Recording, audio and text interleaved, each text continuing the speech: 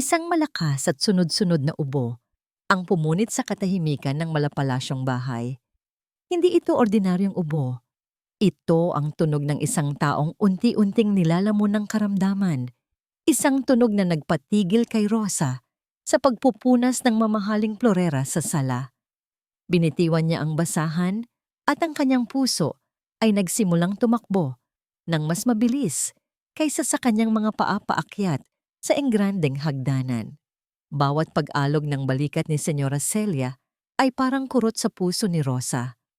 Sa loob ng 2 taon niyang paninilbihan sa pamilya Alcaraz, ang matandang ginang na ito ay hindi lamang niya naging amo, kundi naging parang pangalawang ina. Isang inang nagparamdam sa kanya ng kalinga sa tuwing nalulungkot siya sa pagkawalay sa sarili niyang ina sa probinsya. "Mama, heto na po ang juice ninyo. Freshly squeezed para sa inyo," malamig na sabi ni Ma'am Vera, ang perpektong manugang, habang inaalalayan ang biyenan na makaupo ng maayos sa kama. Nakatayo lang si Rosa sa may pintuan, isang hindi nakikitang anino sa gitna ng karangyaan. Pinanood niya kung paanong kinuha ni Ma'am Vera ang baso mula sa bedside table at maingat na inilapit sa mga labi ni Senyora Celia. Ang ngiti ni Ma'am Vera ay kasing perpekto ng kanyang mukha, kasing kinis ng kanyang mga damit. Ngunit para kay Rosa, may kakaiba sa mga ngiting iyon. Malamig, walang init na umaabot sa kanyang mga mata. "Salamat, iha," hirap na sabi ni Senyora Celia at ininom ang laman ng baso. Laging ganito ang eksena. Araw-araw. Si Ma'am Vera mismo ang naghahanda ng fruit juice para sa kanyang biyenan. Isang gawain na hinahangaan ng lahat, lalo na ng kanyang asawang si Sir Marco. Isang patunay daw ito ng kanyang busilak na puso. Ngunit napapansin ni Rosa ang isang nakakatakot na padraw. Matapos inumin ng juice, pansamantalang bumubuti ang pakiramdam ni Senyora Celia. Ngunit pagkalipas ng ilang oras, lalo na pagsapit ng gabi, bigla itong hihina, lalagnatin, at uubuhin ng walang tigil. "Nagkakataon lang ba?" tanong ni Rosa sa kanyang sarili habang nagpapatuloy sa paglilinis. "O meron ba akong hindi nakikita?" Kinagabihan, ang kanyang mga pangamba ay nagkatotoo. Isang sigaw mula kay Sir Marco ang gumising sa buong kabahayan. Mabilis na tumakbo si Rosa patungo sa silid ng matanda at naabutan niya ang isang eksenang nagpaguho sa kanyang mundo. Si Senyora Celia ay nanginginig sa kama, hirap na hirap huminga, at ang mga mata ay nakatingin sa kawalan. "Tumawag kayo ng ambulansya," sigaw ni Sir Marco. Ang kanyang boses ay basag sa pag-aalala. Si Ma'am Vera ay umiiyak sa isang tabi, yakap-yakap ang sarili, mukhang nag-aalala. Ngunit sa isang saglit, sa gitna ng kaguluhan, nahuli ni Rosa ang mga mata nito. Walang bakas ng luha. Ang nakita niya ay isang malamig, mapanuring tingin na para bang sinusukat kung epektibo ba ang isang bagay. Mabilis din itong nag-iba ng tingin nang mapansing nakatingin siya. Dumating ang doktor ng pamilya at matapos ang ilang pagsusuri, umiling ito. Pagod lang ito. Normal sa kanyang edad ang ganitong mga atake. Kailangan lang niya ng mas maraming pahinga. Parang nabunutan ng tinik ang lahat, maliban kay Rosa. Ang salitang normal ay paulit-ulit na umalingaw-ngaw sa kanyang isipan. Paanong naging normal ang biglaang paghina ng isang babaeng dati malakas at masayahin? Nang makaalis na ang doktor at bumalik na sa kani-kanilang silid ang mag-asawa, naiwan si Rosa upang ayusin ang nagulong kwarto. Ang kanyang mga kamay ay nanginginig habang pinupulot ang mga nagkalat na gamit. Kinuha niya ang basong pinag-inuman ni Senyora Celia ng juice kaninang umaga. Dinala niya ito sa banyo upang hugasan, ngunit bago niya buksan ang gripo, isang bagay ang pumukaw sa kanyang pansin sa ilalim ng maliwanag na ilaw. Napahinto siya. Idinilat niya ang kanyang mga mata. Tinitigang mabuti ang ilalim ng baso. Doon, sa pinakailalim, may manipis na latak ng puting pulbos. Halos hindi ito mapapansin kung hindi mo susuriing mabuti. Isang bagay na hindi dapat naroroon sa isang basong nilagyan lamang ng purong fruit juice. Biglang nanlamig ang buo niyang katawan. Ang pagtibok ng kanyang puso ay napalitan ng isang malakas na dagundong sa kanyang dibdib. Hindi ito nagkataon lang. May mali. May napakasamang nangyayari sa bahay na ito. Sir, the board is waiting for your decision on the merger. Ang boses ng kanyang assistant ay nagpabalik kay Marco sa kasalukuyan. Mula sa bintana ng kanyang opisina sa ika-30 palapag, ang mga sasakyan sa ibaba ay parang mga laruan na lamang. Ngunit ang isip niya ay wala sa multimilyong pisong desisyon na kailangan niyang gawin. Ito ay nasa bahay, sa tabi ng kama ng kanyang ina. Cancel the next meeting, Sandra. I'm going home, Marian niyang sabi. Sabay tayo mula sa kanyang swivel chair. Hindi siya mapakali. Ang imahe ng kanyang inang hirap huminga kagabi ay patuloy na bumabagabag sa kanya. Si Celia Alcaraz, ang babaeng dati puno ng buhay at kayang patakbuhin ang buong kumpanya ng mag-isa, ay unti-unti nang nagiging anino ng kanyang dating sarili. Pag-uwi niya, ang una niyang nakita ay ang kanyang asawang si Vera, na abala sa pag-aayos ng mga bulaklak sa florera. Ngumiti ito nang makita siya, isang ngiting kayang magpatigil ng kanyang mundo. Mahal, ang aga mo yata? Malambing na bati nito, sabay salubong sa kanya ng isang halik. How's mom? Iyon agad ang kanyang tanong. Isang buntong hininga ang pinakawalan ni Vera at ang kanyang mga mata ay bahagyang lumungkot. Ganoon pa rin, mahal. Nag-aalala na nga ako. Pero sabi ng doktor, kailangan lang daw talaga niyang magpahinga. Niyakap ni Marco ang kanyang asawa. Si Vera ang kanyang naging kanlungan sa lahat ng ito. Kung wala ito, marahil ay matagal na siyang gumuho. Ang dedikasyon nito sa pag-aalaga sa kanyang ina ay hindi matatawaran. Salamat sa lahat, Vera. I don't know what I'd do without you. Bulong niya. Umakyat si Marco sa silid ng kanyang ina. Nadatnan niya itong nakadungaw sa bintana.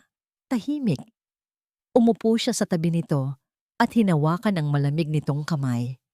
Mama, kumusta po ang pakiramdam ninyo? Dahan-dahang lumingon si Senyora Celia. May lungkot sa mga mata nito na hindi kayang itago.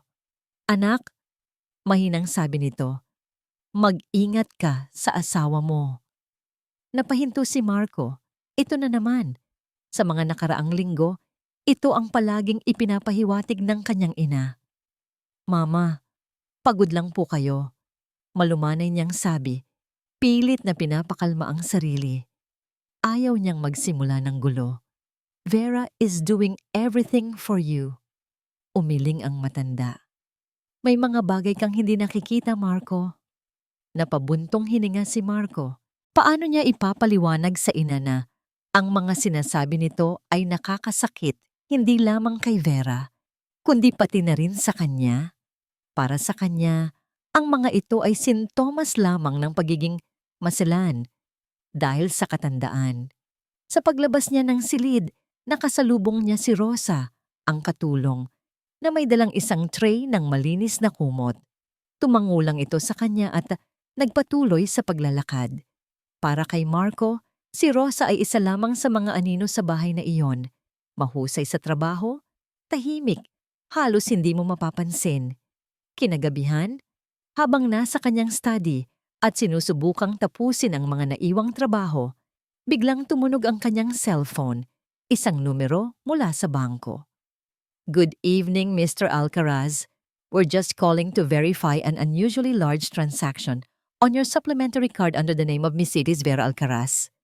Kumunot ang noo ni Marco. How large? Nang sabihin ng agent ang halaga, halos mabitawan ni Marco ang kanyang cellphone. Malaking halaga iyon. Ginastos sa loob lamang ng isang buwan. Pagbaba niya, naabutan niya si Vera na nagbabasa ng libro sa sala.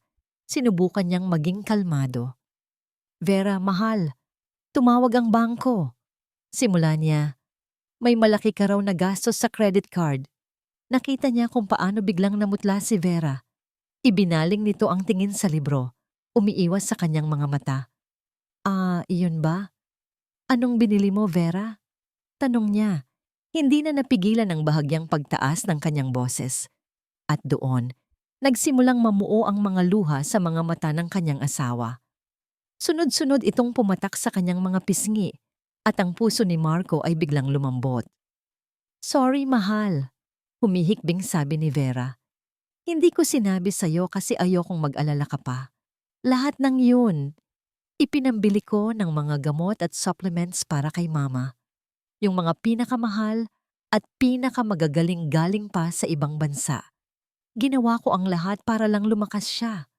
Patawarin mo ako kung hindi ako nagpaalam." Para siyang binuhusan ng malamig na tubig. Ang lahat ng pagdududa sa kanyang dibdib ay biglang napalitan ng matinding pagkakasala.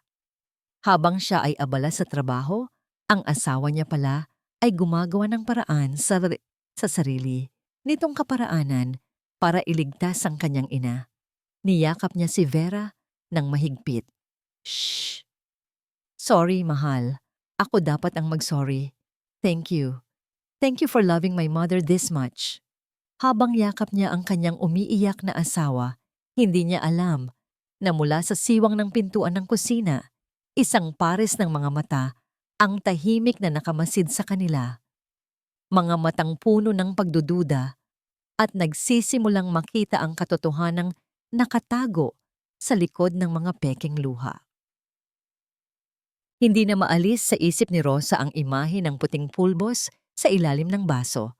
Sa bawat sulok ng mansyon na kanyang nililinis, sa bawat utos na kanyang sinusunod, ang tanong ay paulit-ulit na bumabalik. Ano iyon?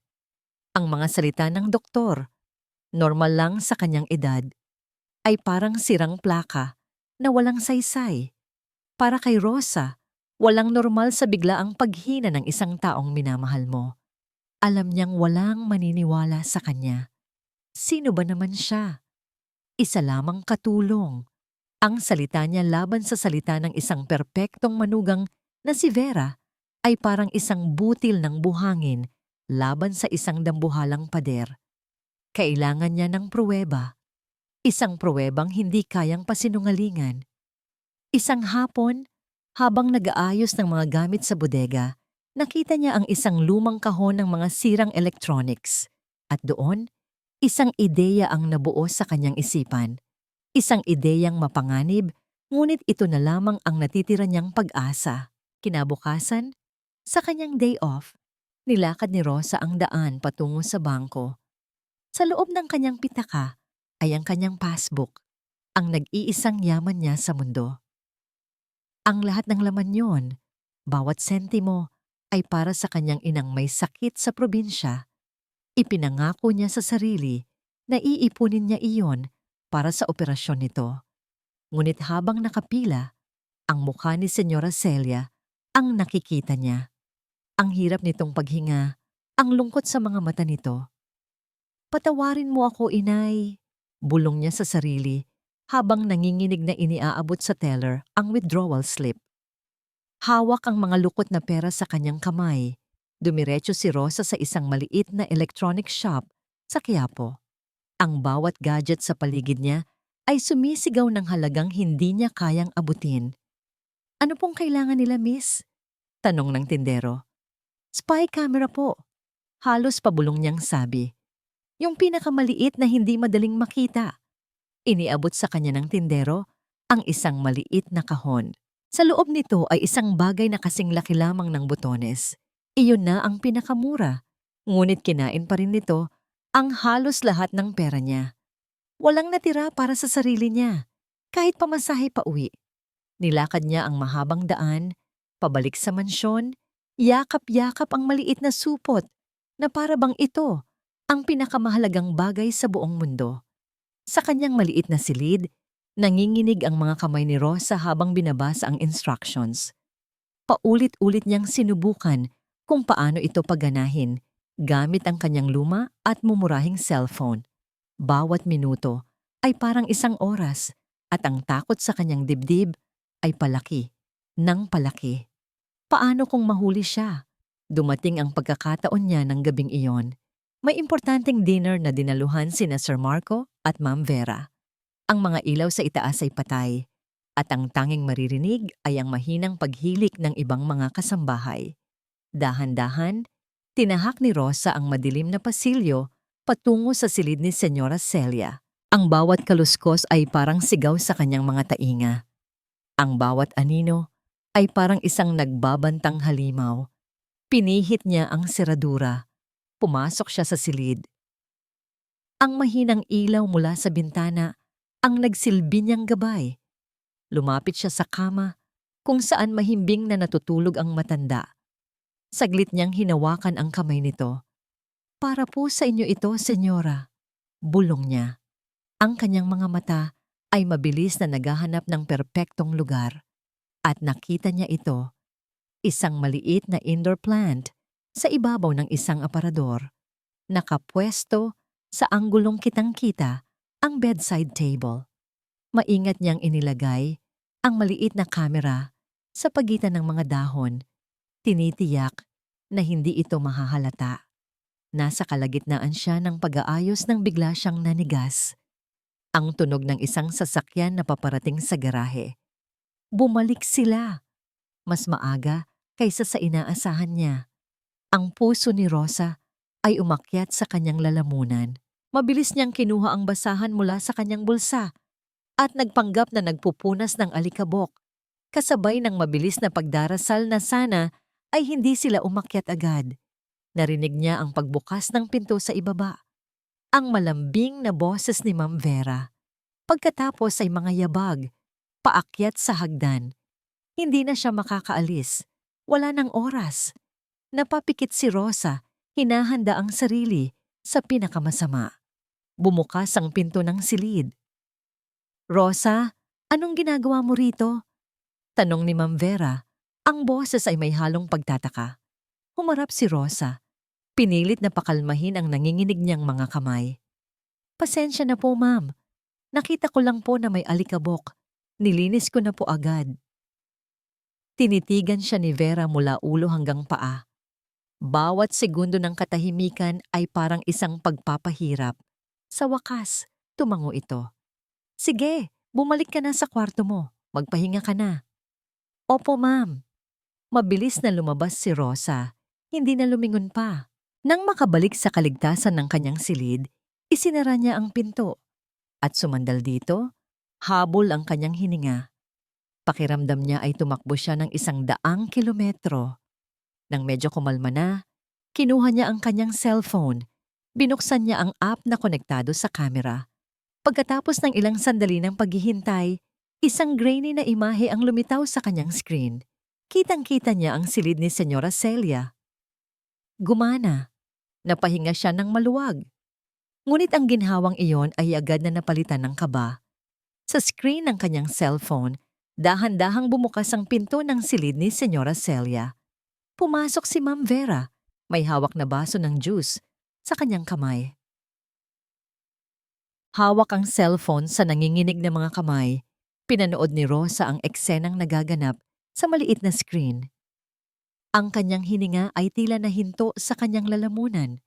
Si Ma'am Vera ay lumapit sa bedside table, inilapag ang baso ng juice. Lumingon ito sa pintuan, tila tinitiyak na walang sinuman sa paligid. Nang makontento na itong nag-iisa lang siya, kasama ang natutulog na biyenan, may kinuha ito mula sa bulsa ng kanyang damit. Isang maliit na bote, walang tatak, walang pangalan. Maingat nitong binuksan yon. Ang kanyang mga galaw ay kalmado at kalkulado, na lalong nagpatindig ng mga balahibo ni Rosa. Itinagilid nito ang bote sa ibabaw ng baso. 1, 2, 3. 3 patak ng walang kulay na likido ang pumatak sa orange juice. Hindi ito lumikha ng anumang tunog, ngunit para kay Rosa, ang bawat patak ay kasing lakas ng isang kulog. Mabilis na isinara ni Vera ang bote at ibinalik sa kanyang bulsa. Kinuha niya ang baso, bahagyang inalog ito at inilapag muli sa table na para bang walang nangyari. Isang matagumpay na ngiti ang sumilay sa mga labi ni Vera bago ito tuluyang lumabas ng silid. Nabitawan ni Rosa ang kanyang hininga na hindi niya namalayang pinipigilan pala niya. Napatakip siya sa kanyang bibig upang sugpuin ang isang hikbi ng pagkasindak at kakaibang ginhawa. Nasa kanya na ang pruweba, ang katotohanang kayang magpabagsak sa lahat ng kasinungalingan. Mabilis niyang pinindot ang stop recording at save. Tinitigan niya ang video file sa kanyang gallery.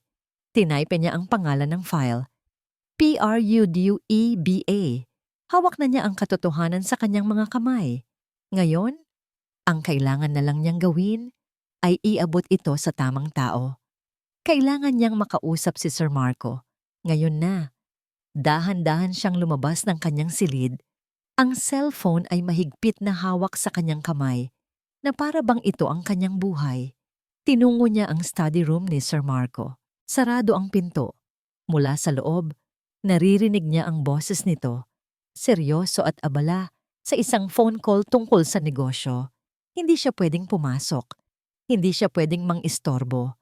Nagpasya siyang maghintay sa pasilyo. Bawat segundong lumilipas ay parang isang karayom na tumutusok sa kanyang kaba. Paano kung may makakita sa kanya?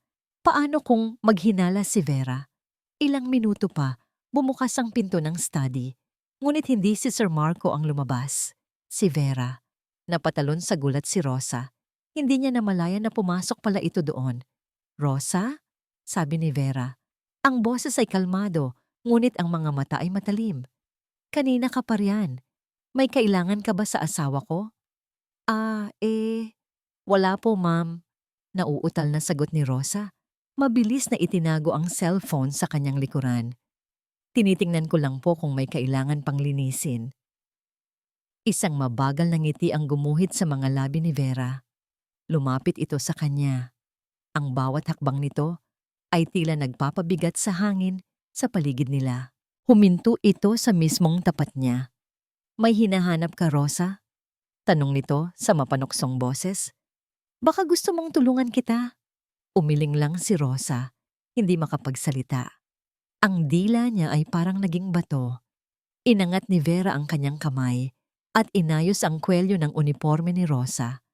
Ang pagdampi ng mga daliri nito sa kanyang balat ay parang yelo. Mag-ingat ka sa mga inaakala mong sikreto, Rosa. Bulong nito. Sapat lang para marinig niya. Baka ikaw lang ang naniniwala sa kanila. Pagkatapos ay tinalikuran na siya nito at naglakad palayo. Iniwan si Rosang tulala at nanginginig sa takot. Mabilis siyang tumakbo pabalik sa kanyang kwarto. Ang mga salita ni Vera ay umuukil-kil sa kanyang isipan. Nilak niya ang pinto. Sumandal siya dito, habol ang kanyang hininga. Kailangan niyang kumalma. Nasa kanya pa rin ang ebidensya. Kailangan niya lang itong ingatan hanggang sa magkaroon siya ng pagkakataong ipakita ito kay Sir Marco. Umupo siya sa gilid ng kanyang kama at kinuha muli ang cellphone. Bubuksan niya ulit ang video para palakasin ang kanyang loob. Pinindot niya ang gallery. Pagkatapos ay ang folder ng video. Wala. Nanlaki ang mga mata ni Rosa. Nag-scroll siya pataas, pababa. Wala. Sinubukan niya ang recently deleted folder. Wala rin. Hindi maaari. Bulong niya sa sarili. Ang kanyang mga daliri ay nanginginig. Habang paulit-ulit na pinipindot ang screen, ang file na may pangalang pruweba ay naglaho na parang bula. Kasabay ng pagkawala ng pag-asa sa kanyang dibdib, biglang umilaw ang screen ng kanyang cellphone. Isang text message mula sa isang unknown number. Binuksan niya ito. 2 pangungusap lang ang nakasulat, ngunit sapat na iyon para magdala ng yelo sa kanyang mga ugat. Subukan mong muling lumaban at hindi lang trabaho ang mawawala sa'yo. Kinabukasan, sinubukan ni Marco na isantabi ang lahat ng gumugulo sa kanyang isipan. Ang pagod mula sa trabaho, ang pag-aalala sa ina, ang biglaang paglaki ng bayarin sa credit card. Lahat ay tila nagpapatong-patong. Pinilit niyang maniwala sa paliwanag ni Vera. Kailangan niyang maniwala. Si Vera ang kanyang asawa, ang ina ng kanyang magiging mga anak. Ang pagdudahan ito ay parang pagdududa sa sarili niyang pagkatao. Ngunit habang nagkakape siya sa kusina, nakita niya si Rosa na tahimik na naglilinis sa di kalayuan. Mula ng gabing iyon, napansin niyang tila laging umiiwas ito ng tingin. May kakaibang takot sa mga mata nito na hindi niya mawari. Biglang pumasok si Vera sa kusina. Ang mukha ay balot ng pag-aalala. Sa kanyang kamay, may hawak itong isang maliit na bayong na yari sa tela na karaniwang nakikita sa mga probinsya. "Mahal," sabi nito, ang boses ay nanginginig. "Pwede ba kitang makausap sandali? Sa study mo." Kumunot ang noo ni Marco, ngunit sumunod siya.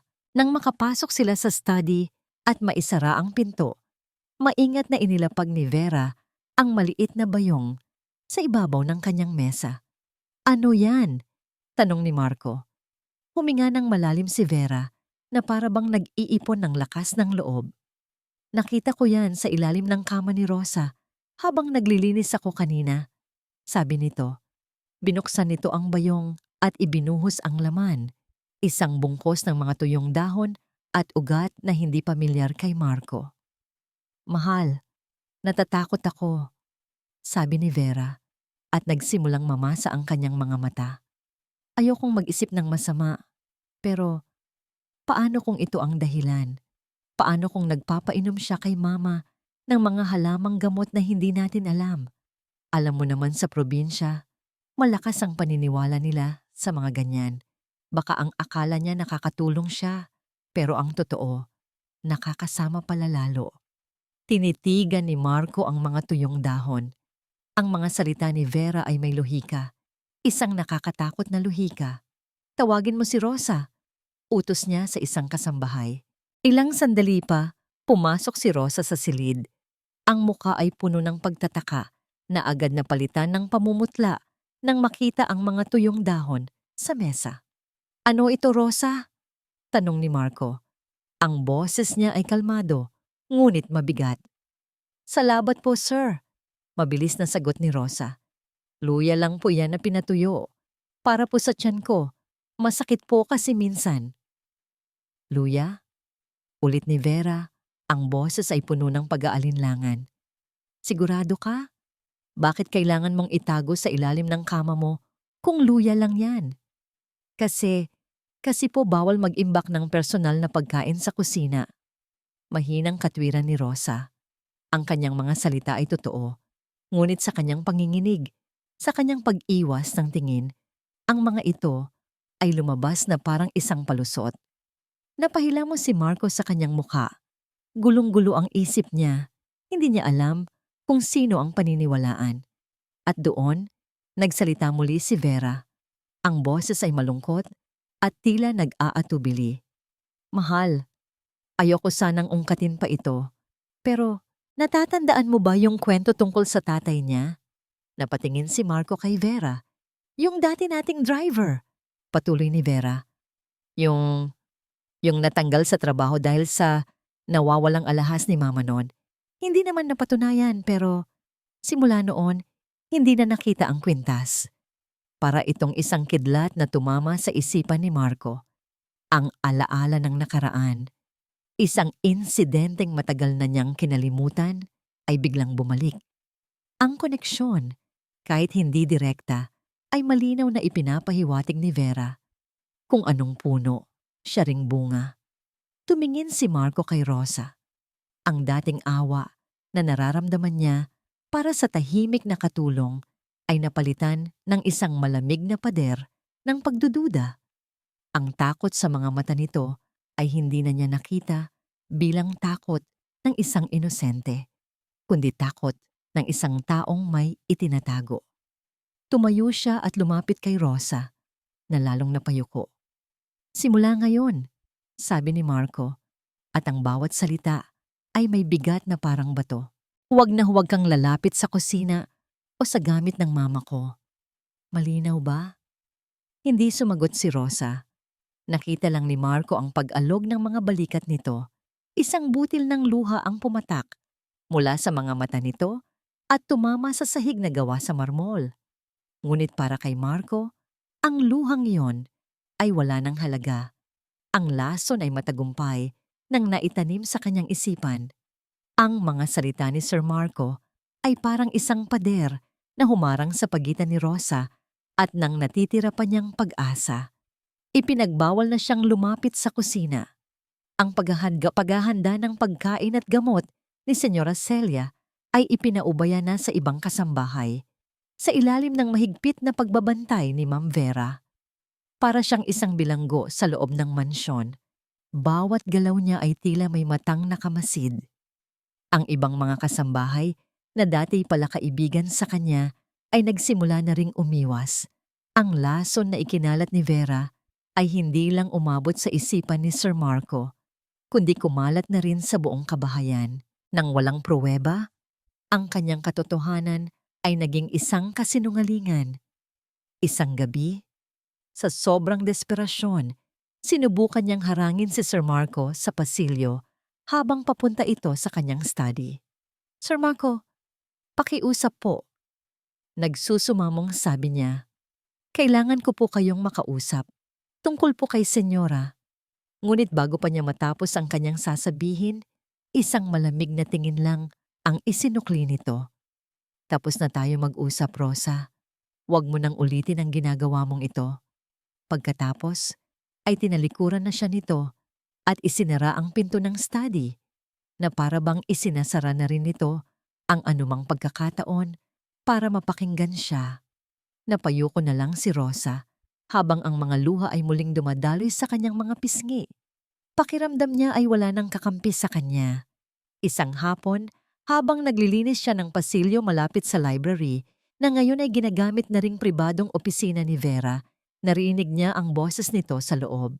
Ang pinto ay bahagyang nakaawang at dahil sa sobrang katahimikan ng mansyon, malinaw niyang naririnig ang bawat salita. "Siguraduhin mo lang na tama ang dosage," sabi ni Vera sa kausap nito sa telepono. Ang boses nito ay mahinahon, walang bakas ng emosyon. "Ayokong magkaroon ng anumang aberya. Dapat magmukha itong natural." Isang dahan-dahang paghina. Napatigil sa paghinga si Rosa. Ang hawak niyang basahan ay nalaglag sa sahig. Ito na yon. Ito ang kumpirmasyong matagal na niyang hinahanap. Dahan-dahan siyang lumapit sa pinto. Idinikit ang kanyang tainga. Sa maliit na siwang, hindi alintana ang panganib. "Oo, ituloy mo lang ang sinasabi mo," patuloy ni Vera, na dahil sa katandaan niya, walang maghihinala. Ikaw ang doktor, ikaw ang mas nakakaalam. Basta't gawin mo ng tama ang trabaho mo, pareho tayong makikinabang dito.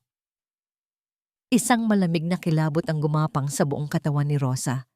Hindi lang si Vera, may kasabwat siya. At ang kasabwat niya ay ang taong pinagkakatiwalaan ng lahat, ang doktor. Ngayon ay naiintindihan na niya ang lahat. Ang mga peke nitong pag-aalala. Ang mabilis nitong pagsabi na normal lang ang lahat. Silang dalawa ang pumapatay kay Senyora Celia. Narinig ni Rosa ang pagpapaalam ni Vera sa kausap nito. Mabilis siyang umatras, handa nang tumakbo palayo. Ngunit huli na ang lahat. Biglang bumukas ang pinto. Nakatayo roon si Vera, hawak pa rin ang kanyang cellphone. Ang mga mata nito ay nakatitig ng diretso sa kanya. Walang gulat, walang pagkukunwari. Tanging isang malamig at mapanuring tingin. Nanigas si Rosa sa kanyang kinatatayuan. Ang kanyang dila ay hindi makapagsalita. Ang kanyang mga paa ay tila nakapako sa sahig. Nahuli siya. At alam ni Vera na narinig niya ang lahat.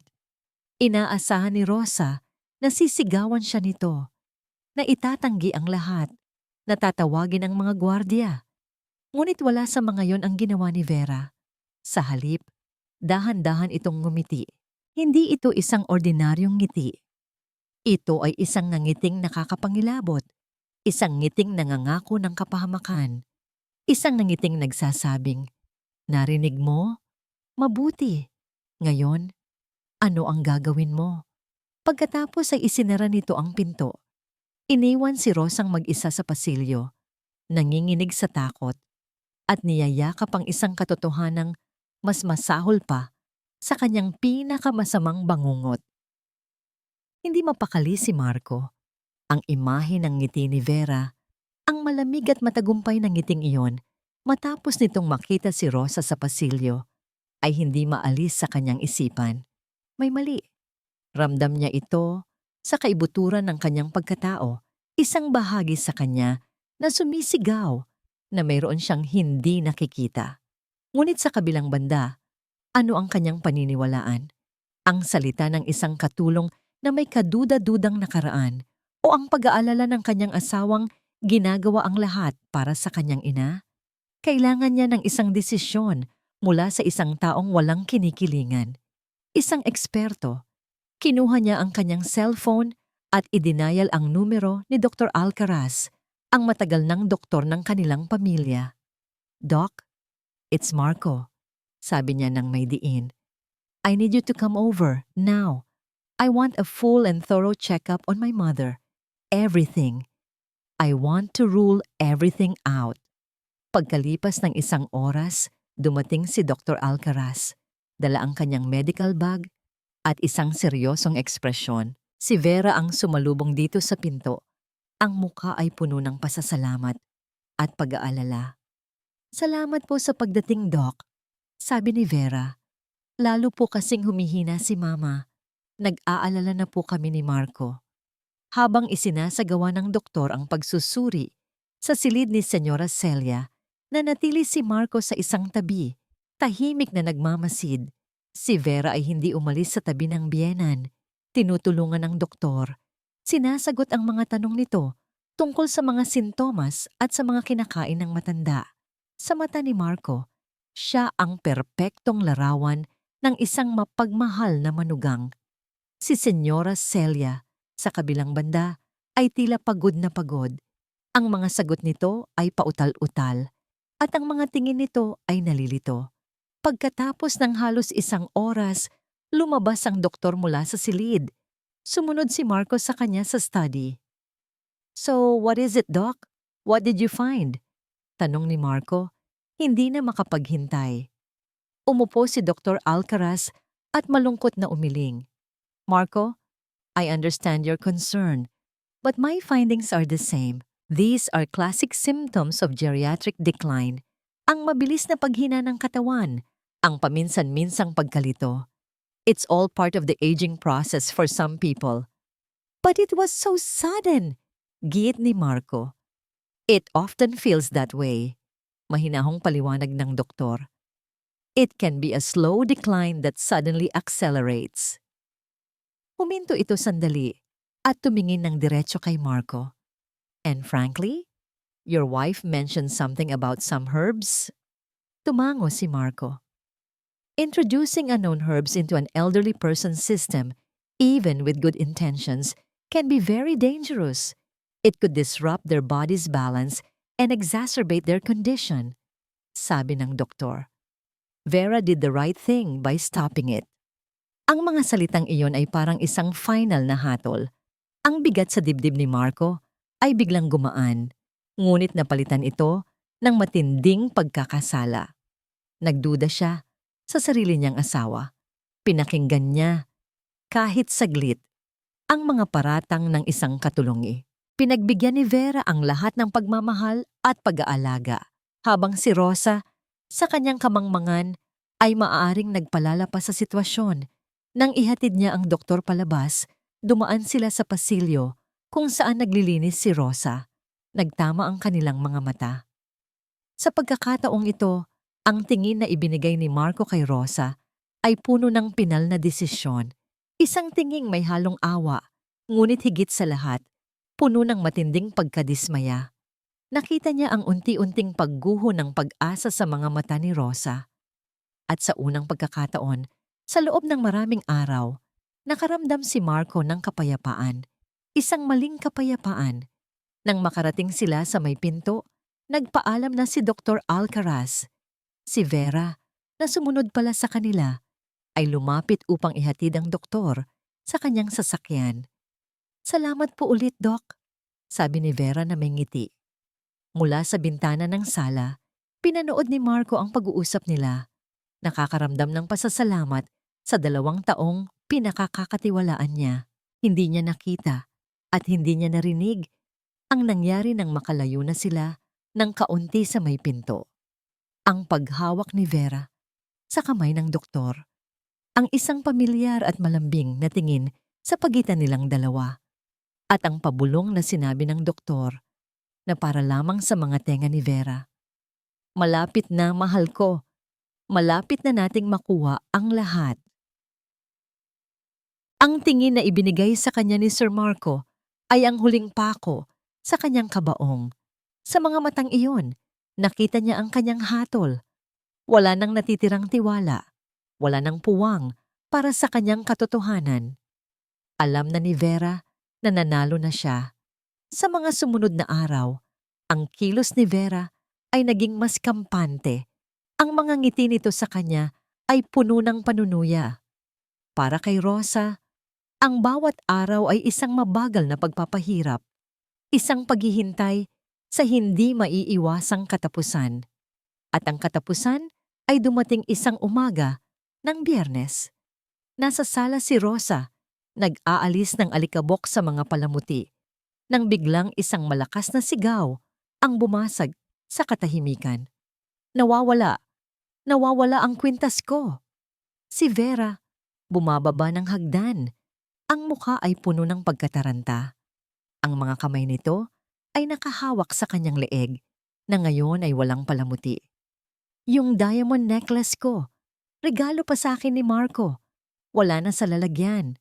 Ang lahat ng kasambahay ay natigil sa kanilang mga ginagawa. Mabilis na lumabas si Sir Marco mula sa kanyang study, ang mukha ay nag-aalala. Mahal, anong nangyari? Tanong niya habang niyayakap ang kanyang asawa. Hindi ko alam. Paggising ko wala na. Humihikbing sabi ni Vera. Tumingin ito sa paligid.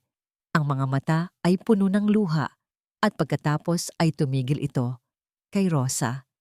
Sino lang ba ang pumasok sa kwarto namin kaninang umaga para maglinis? Biglang bumaling ang lahat ng mga mata kay Rosa. Naramdaman niya ang pag-init ng kanyang mga pisngi. Ako po. Pero naglinis lang po ako. Halughugin ang lahat.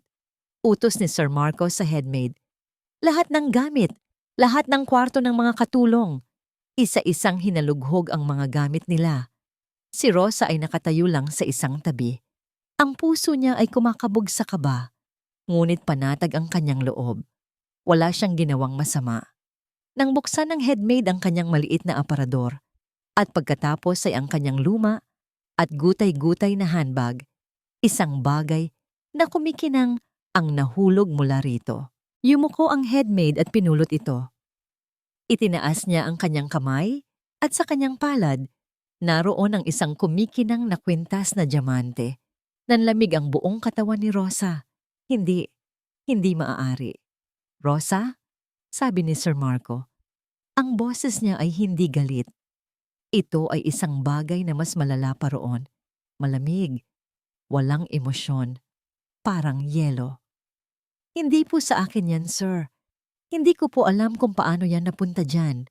Pakiusap, maniwala po kayo. Nagsusumamong sabi ni Rosa. Ang mga luha ay nagsisimula ng bumagsak. Tumingin siya kay Vera, na ngayon ay nakatingin sa kanya na may ekspresyon ng matinding pagkadismaya at sakit. Isang perpektong pag-arte. Pero hindi na nakatingin si Sir Marco sa kanya. Nakatingin na ito sa kawalan, na para bang isang mabigat na desisyon ang nabuo na sa kanyang isipan. Kunin mo ang mga gamit mo, mahinang sabi nito, hindi pa rin tumitingin sa kanya. Sir, pakiusap. Sinabi kong kunin mo ang gamit mo. Ulit nito, mas may diin na ngayon, at sa wakas, tumingin ito sa kanya. Ang mga matang dati may kabaitan ay puno na ngayon ng isang bagay na hinding-hindi malilimutan ni Rosa. Isang pinal na pagtalikod. Umalis ka na. Walang sino man ang nagsalita. Ang ibang mga kasambahay ay nakayuko lang, hindi makatingin sa kanya. Ang tanging naririnig niya ay ang mahinang paghikbi ng tagumpay ni Vera. Parang isang robot na walang kaluluwa, bumalik si Rosa sa kanyang silid. Inilagay niya ang kanyang iilang damit sa isang supot. Habang naglalakad siya palabas, walang naghatid sa kanya. Walang lumingon. Ang mabigat na bakal na tarangkahan ay nagsara sa kanyang likuran. Ang tunog nito ay pinal at permanent. Nakatayo si Rosa sa labas ng mansyon, sa ilalim ng mainit na sikat ng araw, dala ang kanyang maliit na supot at ang bigat ng isang kasalanang hindi niya ginawa. Tumingala siya sa bintana ng silid ni Senyora Celia at ang kanyang puso ay nadurog sa 1,000 piraso. Nabigo siya. Nagsimula siyang maglakad, walang tiyak na patutunguhan. Ang kanyang mga luha ay malayang dumadaloy, hinahayaan ng sakit at kawalang katarungan na lamunin siya. Habang nakayuko at naglalakad sa kawalan, pilit na inaalala ng kanyang isipan ang lahat. Bawat detalye, bawat eksena. Naghahanap ng kahit anong maliit na bagay na kanyang nakaligtaan. At doon, sa gitna ng kanyang desperasyon, isang imahe ang biglang sumulpot sa kanyang isipan. Isang gabi, mga 1 linggo na ang nakalipas. Nagtatapon siya ng basura mula sa kusina. Si Ma'am Vera, sa pag-aakalang walang nakakakita, ay mabilis na itinapon ang isang bagay sa basurahan bago umalis. Naalala ni Rosa na kinuha niya ang basurahan upang ilabas at dahil sa kanyang pagkamausisa, sinilip niya kung ano iyon. Isang maliit, walang lamang bote ng gamot. Noong una, hindi niya ito pinansin. Ngunit ngayon, naaalala niya ang isang detalye. Isang napakaliit na detalye sa etiketa nito. Isang logo. Isang maliit, asul na letrang M na may pakpak sa gilid. Ang logo ng isang partikular na parmasya na hindi kalayuan sa lugar na yon. Napahinto siya sa gitna ng kalsada. Ang kanyang mga luha ay tumigil sa pagpatak. Ang kanyang mga kamay ay naikuyom. Ang pagdadalamhati sa kanyang mga mata ay napalitan ng isang bagong apoy. Hindi pa ito tapos. Hindi pa siya tapos. Mayroon siyang isang sinimulid. Isang napakanipis na sinulid ng pag-asa. Walang natira kay Rosa, kundi ang kakarampot na bariyang nasa kanyang bulsa at ang isang alaala ng logo ng parmasya. Sa unang 2 araw matapos siyang palayasin, namuhay siya sa awa ng isang dating kasamahan sa trabaho na pinayagan siya niyang makitulog sa sahig ng masikip nitong kwarto. Ang bawat sentimong natitira sa kanya ay tinitipid niya para sa isang tasang kanin at sabaw sa kalapit na karinderya. Ang sakit ng pagkakatanggal sa trabaho at ang kahihiyan ay unti-unti nang napapalitan ng isang matigas na determinasyon. Isang hapon, habang kumakain, bumuhos ang malakas na ulan. Ngunit sa halip na sumilong, tumayo si Rosa. Alam na niya ang kailangan niyang gawin. Isang parmasya. Dito magsisimula ang lahat. Nilakad niya ang kahabaan ng kalsada sa ilalim ng malakas na ulan. Ang manipis niyang damit ay basang-basa. Hindi niya alintana ang lamig. Ang tanging nasa isip niya ay ang maliit at asul na logo na may pakpak. Paikot-ikot siya sa lugar, tinatanong ang bawat taong makasalubong, hanggang sa may isang matandang tindera na itinuro sa kanya ang isang maliit at hindi kapansing-pansing butika sa isang eskinita. Medina Pharmacy. Naroon ang logo sa itaas ng pinto. Pumasok si Rosa sa loob. Tumutulo ang tubig mula sa kanyang buhok at damit. Isang matandang parmasyotiko na may makapal na salamin ang nag-angat ng tingin mula sa kanyang binabasa. "Ano niyong maipaglilingkod ko sa iyo, Ineng?" Tanong nito sa mabait na boses. Huminga ng malalim si Rosa. Ito na yon. Kailangan niyang maging kapani-paniwala. "Magandang hapon po. May itatanong lang po sana ako tungkol sa isang gamot." "Anong klaseng gamot?" "Hindi ko po alam ang pangalan," sabi ni Rosa. Pinipilit na maging kalmado. "Pero ang nanay ko po kasi sa probinsya may sakit sa puso." Bigla na lang po siyang nanghina. Parang po yung mga sintomas ng katandaan. May nagbigay po sa kanya ng isang gamot na galing daw po dito. Nasa isang maliit na bote na walang tatak. "Gusto ko lang po sanang malaman kung ano yon para maipakita ko po sa doktor namin doon. Kumunot ang noo ng parmasyotiko. Pasensya na, Ineng, pero hindi kami pwedeng magbigay ng impormasyon tungkol sa mga pasyente o sa mga gamot na binibili nila. Confidential ang mga yan. Napayo ko si Rosa. Ito na ang inaasahan niya. Ngunit hindi siya susuko.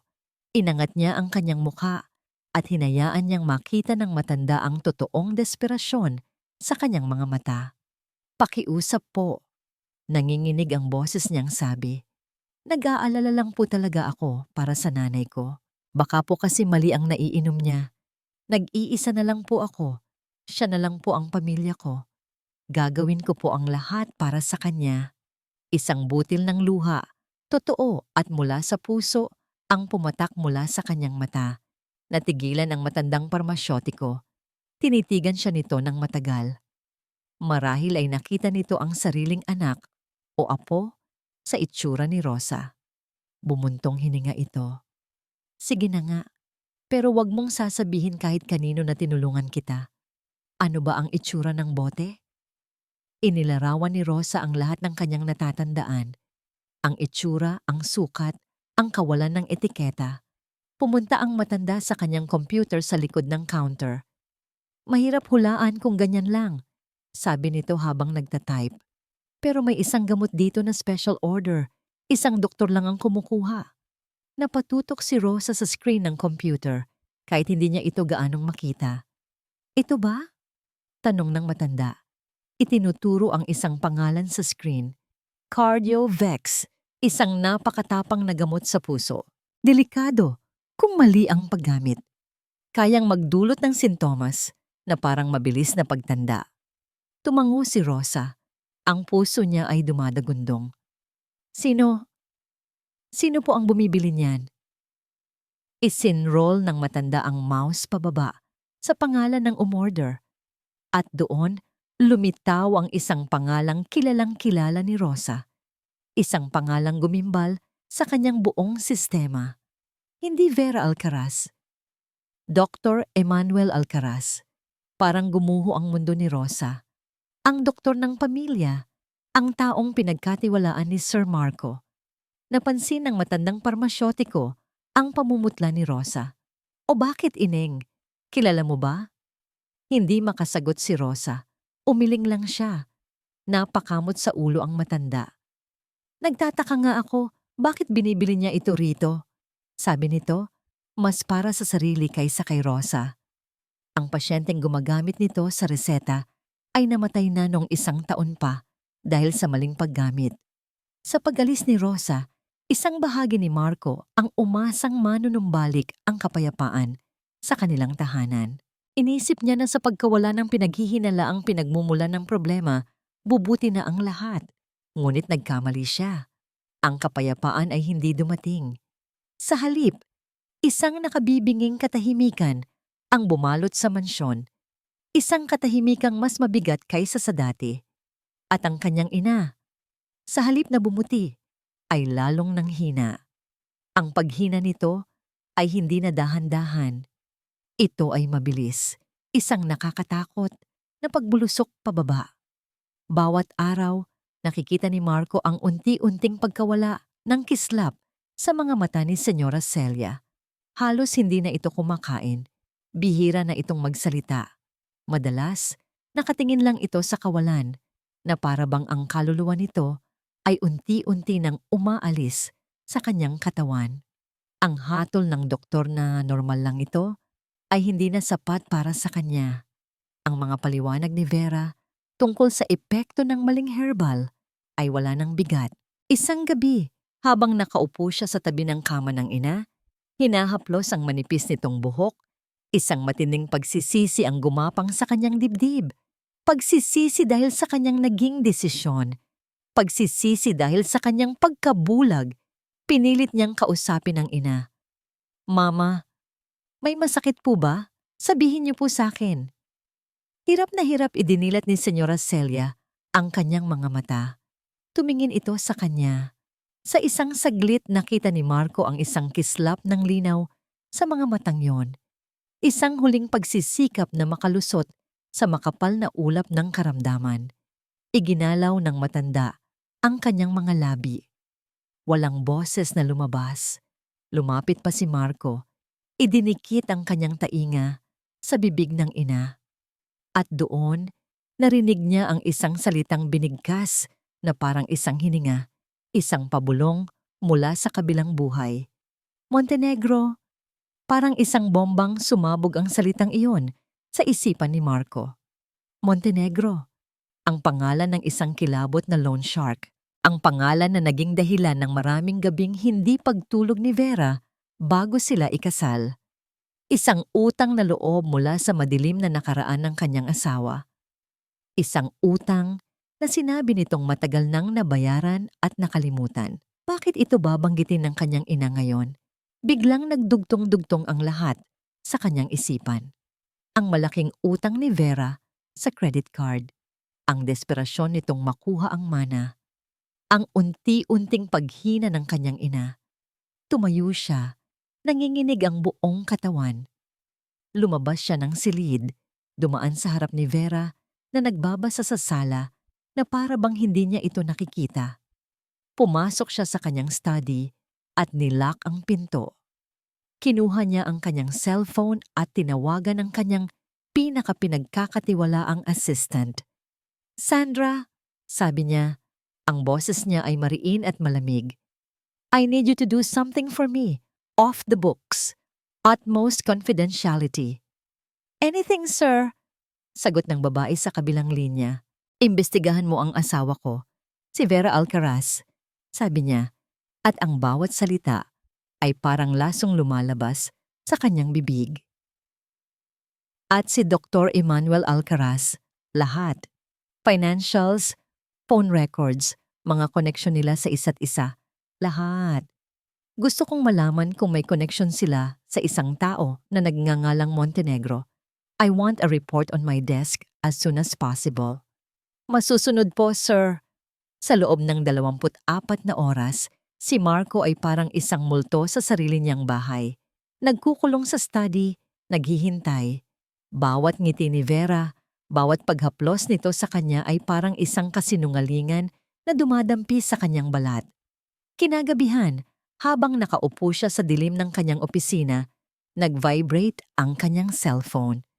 Isang email mula kay Sandra. Ang subject, urgent. Binuksan niya ito. Walang nakasulat na kahit ano. Isang attachment lang. Isang litrato. Pinindot niya ito para mag-zoom in. Ang litrato, nakuha mula sa malayo, ay malinaw. Si Vera at si Dr. Alcaraz, magkasamang nakaupo sa isang mamahaling restaurant. Ngunit hindi iyon ang nagpaguho sa mundo ni Marco. Ang kanilang mga kamay ay magkadaop sa ibabaw ng mesa. Ang kanilang mga ulo ay magkalapit, nagbubulungan at nagtatawanan. Ang kanilang mga tingin sa isa't isa ay hindi tingin ng isang doktor at ng pamilya ng kanyang pasyente. Ito ay tingin ng dalawang taong nagmamahalan, dalawang taong may itinatagong sikreto, dalawang taong kasabwat sa isang krimen. Nabitawan ni Marco ang kanyang cellphone. Bumagsak ito sa sahig na gawa sa kahoy. Ang tunog ng pagbasag ng screen ay sumabay sa biglaang pagkawasak ng kanyang puso at ng lahat ng kanyang pinaniniwalaan. Ang basag na screen ng cellphone ni Marco ay salamin ng kanyang nawasak na mundo. Sa loob ng ilang oras, nanatili siyang nakaupo sa dilim. Pinoproseso ang lahat. Ang pagtataksil. Ang kasinungalingan. Ang halos hindi maisip na katotohanan na ang dalawang taong pinagkatiwalaan niya ng buong buhay ay ang mismong mga taong sumisira dito. Hindi siya sumigaw. Hindi siya nagwala. Isang nakakakilabot na kapayapaan ang bumalot sa kanya. Ang kapayapaan ng isang taong wala nang maaaring iwalan pa. Kinabukasan, isang mensahe ang dumating sa kanyang cellphone mula sa isang hindi pamilyar na numero, isang maikling video na ipinadala ng walang anumang paliwanag. Nang buksan niya ito, isang boses ng isang matandang lalaki ang narinig niya. Nagpapaliwanag tungkol sa isang gamot na tinatawag na Cardiovex, at pagkatapos ay isang boses ng babae. Pamilyar, mahina, ngunit puno ng determinasyon. Boses ni Rosa. Ikinukwento niya ang lahat ng kanyang natuklasan. Hawak na niya ang lahat ng piraso ng puzzle. Ang testimonya ni Rosa, ang ulat ng kanyang assistant, ang litrato, at ang pinakamasakit sa lahat, ang alaala ng kanyang inang unti-unting binabawian ng buhay. Tumayo si Marco. Alam na niya ang kanyang gagawin. Maghanda ka ng isang espesyal na hapunan mamaya, sabi niya kay Vera nang magsalubong sila sa sala. Pinilit niyang maging normal, maging malambing. Isang munting selebrasyon. Imbitahin mo si Dr. Alcaraz. Gusto ko siyang pasalamatan sa lahat ng tulong niya sa atin. Nagliwanag ang mukha ni Vera, walang kamalay-malay sa bitag na naghihintay sa kanya. Talaga mahal, napakagandang ideya. Kinagabihan, ang dining table ay nakahanda para sa 3. Mamahaling pagkain, mamahaling alak. Ang lahat ay perpekto. Umupo sila. Si Dr. Alcaraz ay nasa kanan ni Marco. Si Vera ay nasa kaliwa. Nagsimula silang kumain. Ang usapan ay magaan. Tungkol sa negosyo, tungkol sa panahon. Si Marco ay gumanap bilang perpektong host. Ngumingiti, nagbubuhos ng alak. Alam niyo, simula ni Marco sa kalagitnaan ng kanilang pagkain, na-realize ko kung gaano ako kaswerte sa inyong dalawa. Ngumiti si Vera at Dr. Alcaraz. Ikaw, Doc, sabi ni Marco, itinaas ang kanyang baso dahil sa iyong walang kapagurang pag-aalaga kay Mama. Napapanatag ang loob ko dahil alam kong nasa mabuting mga kamay siya. Trabaho ko yon, Marco, nakangiting sagot ng doktor. At ikaw, mahal. Bumaling si Marco kay Vera. Ang kanyang mga mata ay malambot, ngunit may nakatagong lamig. Dahil sa iyong walang sawang pagmamahal at sakripisyo, hindi ko alam kung anong gagawin ko kung wala ka. Hinawakan ni Vera ang kanyang kamay. Mahal na mahal kita, Marco. Tumayo si Marco. Kumuha siya ng isang pitzel ng orange juice mula sa sideboard. Para ipagdiwang kayong dalawa, sabi niya. Ako mismo ang gumawa nito, espesyal para sa inyo. Nagsalin siya sa baso ni Vera, pagkatapos ay sa baso ni Dr. Alcaraz. At bago siya umupo, kinuha niya ang isang baso para sa sarili. Ngunit sa halip na juice, isang maliit at walang lamang bote ang kanyang inilagay sa tabi nito. Ang bote ng Cardiovex na nakuha ng kanyang investigador mula sa basurahan ng klinika ng doktor. Inumin ninyo, sabi niya. Ang kanyang boses ay biglang nawalan ng init. May espesyal na sangkap yan. Natigilan sina Vera at Dr. Alcaraz. Nakita nila ang pagbabago sa ekspresyon ni Marco. Pagkatapos ay kinuha ni Marco ang isang brown envelope mula sa ilalim ng mesa at ibinagsak ito sa gitna. Kumalat ang mga litrato sa ibabaw ng lamesa, ang litrato nilang dalawa sa restaurant, mga kopya ng bank records, ang ulat tungkol kay Montenegro. Namutla si Vera na parang isang papel. Si Dr. Alcaraz ay natapon ang hawak na kubyertos. Anong ibig sabihin nito, Marco? Nanginginig na tanong ni Vera. Ang ibig sabihin niyan, sabi ni Marco, ang boses niya ay kalmado, ngunit bawat salita ay may bigat ng isang martilyo. Ay tapos na ang laro. Hindi totoo yan. Gawa-gawa lang yan. Sigaw ni Vera. Tumatayo. Gawa-gawa? Tanong ni Marco. Ang pagtataksil nyo? Ang pagsasabuatan nyo para dahan-dahang patayin ang sarili kong ina para makuha ang pera niya at mabayaran ang utang mo kay Montenegro? Gawa-gawa lang ba yun, Vera? Sa pagbanggit ng pangalan ni Montenegro, tuluyang gumuho ang depensa ni Vera. Napaupo siya, ang kanyang bibig ay bumubukas at sumasara, ngunit walang salitang lumalabas. At ikaw, doktor, bumaling si Marco kay Alcaraz, ang kanyang mga mata ay nag-aapoy sa galit. Sumumpa kang magliligtas ng buhay, pero ginamit mo ang iyong kaalaman para pumatay. Para sa pera? Para sa babaeng ito? Biglang tumayo si Dr. Alcaraz, handang tumakbo. Ngunit sa senyas ni Marco, Bumukas ang mga pinto at pumasok ang dalawang unipormadong pulis. Marco, pakiusap. Mali ang lahat ng iniisip mo. Humahagulgol na sigaw ni Vera habang nilalapitan siya ng mga pulis. Hindi siya pinansin ni Marco. Tinitigan niya lang ang 2 taong sumira sa kanyang buhay.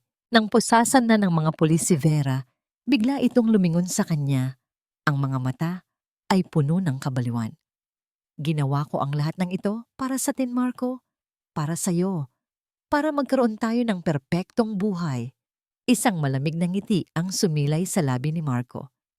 Ang perpektong buhay na sinasabi mo, sabi niya, ay binuo sa ibabaw ng libingan ng nanay ko at ng puso ng isang babaeng walang kasalanan na sinira mo.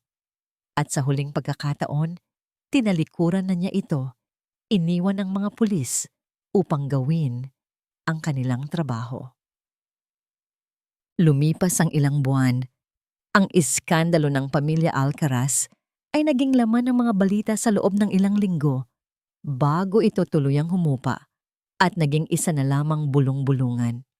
Sina Vera at Dr. Alcaraz ay nahaharap sa mabigat na kaso ng attempted murder at conspiracy. Ang hatol sa kanila ay tiyak at hindi maiiwasan. Si Senyora Celia, sa tulong ng mga pinakamahuhusay na doktor at sa tamang gamutan, ay dahan-dahang nanumbalik ang lakas. Mahaba pa ang daan tungo sa kanyang ganap na paggaling, ngunit ang pinakamahalaga, naroon na ulit ang kislap sa kanyang mga mata. Ang ulap na bumalot sa kanyang isipan ay unti-unti nang nawawala. Ngunit para kay Marco, ang paggaling ay mas mabagal. Ang sugat ng kataksilan ay malalim.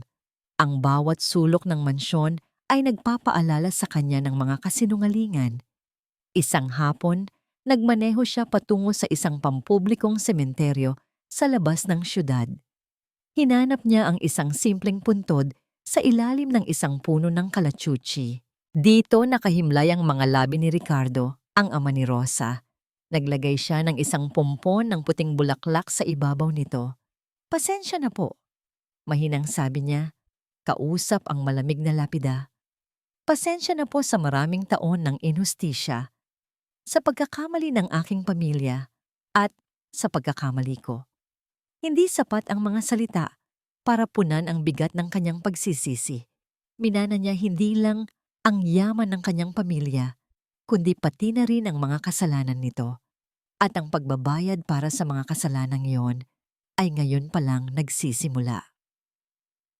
POV: Rosa, isang bagong buhay ang sinimulan ni Rosa. Malayo sa karangyaan at gulo ng mansyon, namuhay siya ng simple. Ang perang ibinigay sa kanya ni Sir Marco bilang danyos at pasasalamat ay hindi niya ginalaw. Sa halip, ginamit niya ang sarili niyang kaunting ipon para magtayo ng isang maliit na coffee shop sa tulong ng matandang parmasyotikong naging kaibigan niya. Ang kapihan ni Rosa ay naging kanlungan niya. Ang bango ng kape, ang tunog ng mga nag-uusap na customer, ang init ng bawat tasang kanyang isinisilbi. Ang mga ito ang kanyang naging gamot. Dito, siya si Rosa, ang may-ari ng kapihan. Hindi isang katulong, hindi isang biktima, isang araw, habang abala siya sa pagpupunas ng counter, isang pamilyar na anino ang tumabon sa kanya. Nang mag-angat siya ng tingin, ang kanyang puso ay saglit na huminto. Nakatayo sa kanyang harapan si Sir Marco. Payat ito. May bahagyang lungkot pa rin sa kanyang mga mata, ngunit wala na ang bigat na dati niyang nakikita. "Hi," sabi nito, ang boses ay bahagyang alanganin. "Sir Marco," gulat na sagot ni Rosa. "Anong ginagawa niyo po rito?" "Marco na lang," sabi nito na may maliit na ngiti. "Pwede ba akong umorder ng kape?" Habang ipinaghahanda niya ito ng kape, isang komportableng katahimikan ang namagitan sa kanila.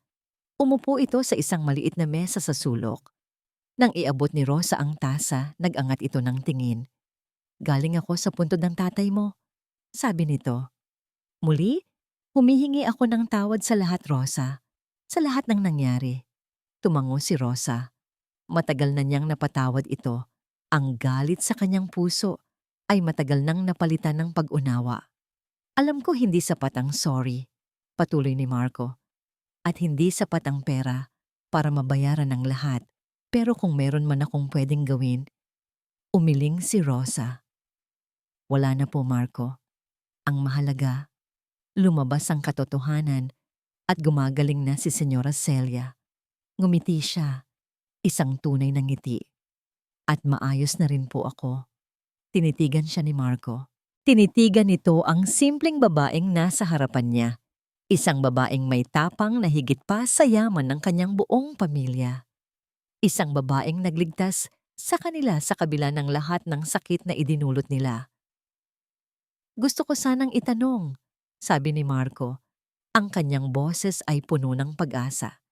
Kung pwede ba akong bumalik bukas para magkape ulit? Hindi niya hinihingi ang pag-ibig nito. Hindi niya hinihingi ang kapatawaran nito. Ang hinihingi lang niya ay isang pagkakataon, isang bagong simula. Tumingin si Rosa sa paligid ng kanyang munting kapihan, ang kanyang bagong mundo. At pagkatapos ay tumingin siyang muli kay Marco. Sa mga mata nito, nakita niya ang isang taong tulad niya ay nagsisimula ring muli. At sa unang pagkakataon, ang ngiti na ibinigay niya dito ay hindi ng ngiti ng isang katulong sa kanyang amo. Ito ay nangiti ng isang babae sa isang lalaki. Sige, sagot niya. Bukas ulit. Sa labas, ang araw ay dahan-dahang lumulubog. Ngunit sa loob ng kapihan ni Rosa, isang bagong umaga ang nagsisimula pa lamang. At dito po nagtatapos ang kwento ng pag-asa, katatagan, at bagong simula ni na Rosa at Marco. Mula sa kaibuturan ng aking puso, maraming salamat sa inyong walang sawang pagsubaybay at pakikinig sa ating kwento. Bawat minuto na inyong inilaan upang samahan sina Rosa at Marco sa kanilang paglalakbay ay isang malaking karangalan para sa akin. Habang isinusulat ko ang kwentong ito, naramdaman ko ang bawat takot ni Rosa, ang bawat pagdududa ni Marco, at ang bawat sakit na pinagdaanan ni Senyora Celia. Naging pamilya ko sila, at ang tanging hangad ko ay maibahagi sa inyo ang kanilang kwento sa paraang tatatak sa inyong mga puso. Sapagkat naniniwala ako na ang kwento ni na Rosa at Marco ay hindi lamang isang simpleng kwento ng pag-ibig. Ito ay isang paalala sa ating lahat na ang tunay na katapangan ay hindi nasusukat sa yaman o katayuan sa buhay, kundi sa tibay ng konsensya at sa kakayahang manindigan para sa tama. Ito ay isang salamin ng katotohanan na sa likod ng bawat kinang ay maaaring may itinatagong dilim at sa likod ng bawat katahimikan ay may isang kaluluwang marangal na lumalaban. Higit sa lahat, ito ay isang kwento ng pag-asa na gaano man tayo kadalas saktan at gumuho, laging may puwang para sa pagpapatawad, paghilom at isang mas magandang bagong simula. Ngayon, nais ko namang marinig ang inyong saloobin. Ano ang pinakapumatak na aral sa inyo mula sa kwentong ito? Aling bahagi ang labis na nakaantig sa inyong damdamin? Mangyaring iwanan ang inyong mga komento sa ibaba. Ang bawat salita mula sa inyo ay napakahalaga at nagsisilbing inspirasyon sa akin. Muli, maraming salamat sa inyong pagmamahal at suporta. Hanggang sa susunod nating kwentuhan.